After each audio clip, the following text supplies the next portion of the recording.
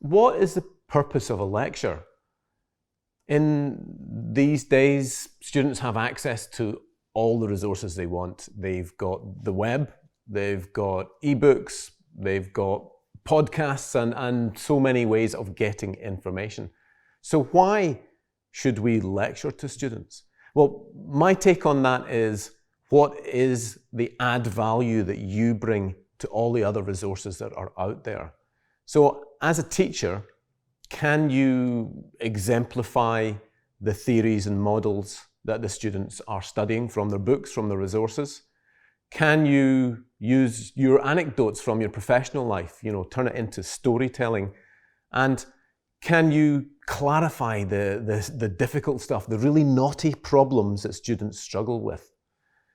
But in all of those, I would always say that you should be trying to create micro lectures. So for online courses, if you're fully online, the research has shown that your videos should be 6 minutes or less.